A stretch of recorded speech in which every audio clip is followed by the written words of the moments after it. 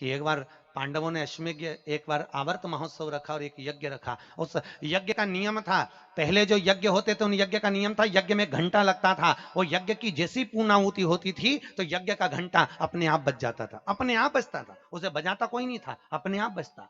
आज यज्ञ का घंटा नहीं बजा तो युधिष्ठिर ने पंडितों से पूछा, ब्राह्मणों आपने यज्ञ करवाया पर ये यज्ञ का घंटा नहीं बजा। ब्राह्मणों ने कहा हमने तो यज्ञ अच्छा करवाया पर घंटा क्यों नहीं बजा, समझ में नहीं आया। तब इतने में ब्राह्मणों में से एक ब्राह्मण यज्ञाचार्य ने कहा, मुझे लगता है यज्ञ दो तरह का होता है, एक यज्ञ जो अग्नि में सांकल्य दी जाती है तो अग्नि देवता प्रसन्न होते हैं, और दूसरा यज्ञ वो कि भंडारा किया जाए और लोगों के मुंह में भोजन दिया जाए, वो यज्ञ भी प्रबल होता है। महाराज हमको लगता है यहाँ दोनों यज्ञ हुए, एक यज्ञ आहुतियों का, एक यज्ञ भंडारे का। मुझे लगता है भंडारे में कोई भूखा रह गया है,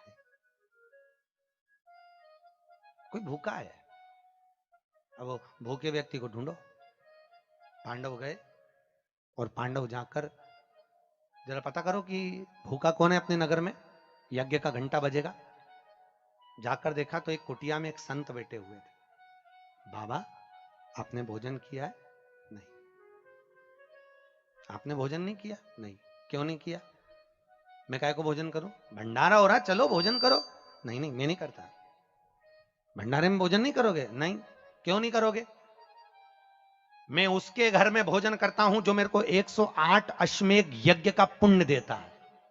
पांडव मेरे को 108 अश्वमेध यज्ञ का पुण्य दे दे, मैं उनके यहाँ भोजन कर लूंगा। अब पांडवों ने सोचा अपनी जिंदगी में पहला तो अश्वमेध यज्ञ कर रहा है, और 108 अश्वमेध यज्ञ तो हमने कभी जिंदगी में नहीं करे, तो हम इसको पुण्य कहां से दे बाबा को। पांडव चले गए। द्रौपदी ने पूछा कोई मिला? हाँ एक संत मिला है, पर 108 अश्वमेध यज्ञ का पुण्य मांग रहा है। द्रौपदी ने कहा चलो मैं लेके आती हूं उस बाबा को। द्रौपदी गई, रथ लाया गया। द्रौपदी ने कहा रथ में बैठकर नहीं जाऊंगी, पैदल जाऊंगी। चप्पल लाई, द्रौपदी ने कहा नग्न पैर से जाऊंगी। नंगे पैर द्रौपदी उस संत के दरवाजे पर पहुंच गई। बाबा चलो हमारे यहाँ यज्ञ हुआ है, भंडारे का भोजन करना। बाबा कहते हैं द्रौपदी तुझे मालूम नहीं, मुझे 108 अश्वमेध यज्ञ का पुण्य दे दे, मैं तेरे यहाँ भोजन कर लूंगा। द्रौपदी ने कहा लो बाबा संकल्प छोड़ती हूं और 108 अश्वमेध यज्ञ का पुण्य तुमको देती हूं।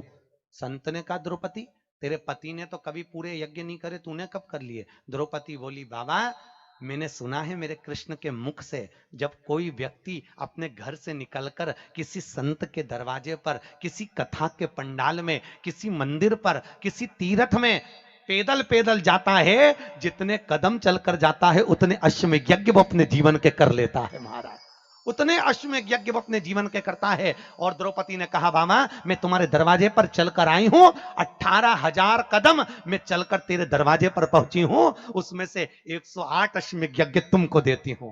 संत उठकर खड़ा हो गया, द्रौपदी के यहां गया, भोजन करा तो यज्ञ का घंटा बज गया महाराज, यज्ञ का घंटा।